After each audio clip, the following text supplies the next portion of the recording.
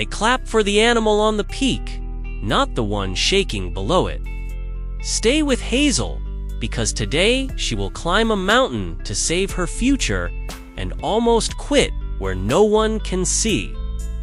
Hazel was a young red squirrel with quick hands and a careful heart. She lived where fir trees crowded the valley and the air smelled like sap. From her branch, she could see Granite Mountain, dark and tall, wearing snow like a warning. Older squirrels joked, "That's for eagles, not for small paws." Hazel kept looking anyway because the valley was changing. Late frost ruined the cones. Pond streams ran thin.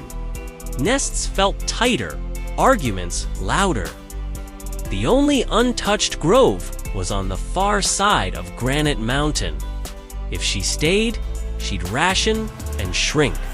If she crossed, she might not come back. At dawn, she packed one acorn, a strip of dried berry, and a short coil of grass rope. Micro-choice: wait for company or move first. Hazel moved first. She stepped onto cold stones and started up. Escalation one hit fast. A fallen tree blocked the easy route, bark slick with ice. Hazel could turn back and call it smart, or crawl over and get scraped. She climbed. Splinters snagged her fur. She didn't stop to groom them. The forest thinned. Wind got sharp. A raven landed on a boulder and croaked, too small. Micro-choice: defend herself or save breath. Hazel said one word: watch. Then she kept climbing. Escalation 2 changed the rules.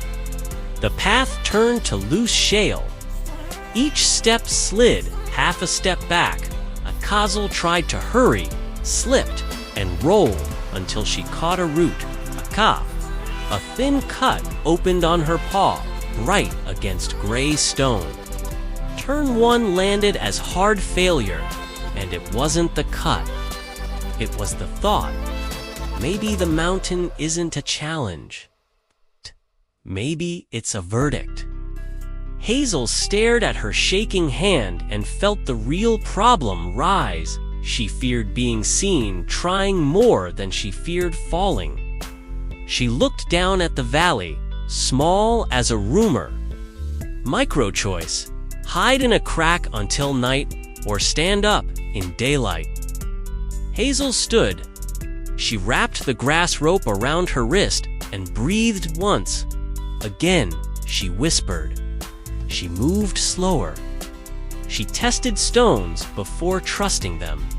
The shale still slid, but she stopped fighting it and used it, letting it settle under her weight. By midday, clouds gathered like bruises. She ate the dried berry in tiny bites and saved the acorn. Good choice. Eat everything to feel safe or hold back. She held back. Thunder cracked. Rain arrived as needles, then sheets. Escalation 3 was weather. Rock turned slick. Hazel's fur soaked and heavy water dragged at her tail. She spotted a shallow cave and ducked inside. An old marmot sat there, whiskers dripping, one paw pressed to its side. It looked up. "You're late," it said. Hazel could act tough or tell one clean truth. "I'm scared," she said. The marmot nodded. Fear means you're paying attention. Turn 2 arrived as a mechanism, not magic.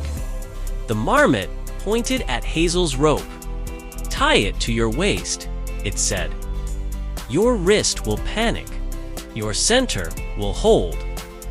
Micro-choice: trust a stranger or cling to her own plan. Hazel retied the rope around her middle, snug and steady. The rain softened into mist. They climbed in silence. The marmot moved slow, but it never apologized for it. Watching that, Hazel stopped apologizing inside her own head, too. Finally, the rope brushed the rock and reminded Hazel where her balance lived. When her paws slipped, her body stayed. When her mind rushed, the rope pulled her back into patience. A thin squeak cut through the fog. A baby pika clung to a crack below the ledge, claws skidding, eyes wide with terror. Micro-choice, keep going and protect her chance, or help while afraid. Hazel crouched. Hold, she said. One word. Then she lowered the rope. Escalation raised the cost. Helping meant leaning over the edge where the wind shoved hard. Hazel's stomach turned. She felt the old urge to look away. She didn't. She anchored her feet, pressed her belly to the rock, and pulled slow, inch by inch. The marmot braced her from behind with a heavy shoulder. Hazel's muscles burned. Her paws wanted to shake. Micro-choice, yank fast and risk slipping, or stay patient. She stayed patient. The pika tumbled onto the ledge, trembling but alive. The fog lifted for a moment. Hazel saw the peak close enough to tempt her, and the far ridge beyond its evergreens, thick and green, untouched by frost. Turn 3 flipped the meaning. Hazel thought the mountain would prove whether she was strong. Instead, it revealed what strength was for: to carry fear without making it someone else's problem, and to make room for someone smaller on the same ledge. At sunset, Hazel reached the far side. The air smelled warmer. Cones hung heavy like quiet gifts. The valley behind her disappeared into cloud. She placed her last acorn on a flat stone and smiled, not because she had more, but because she had become steadier. Identity. I am not my size I am my steady choice under pressure. Small step. Pick one hard thing and take one small, honest step today.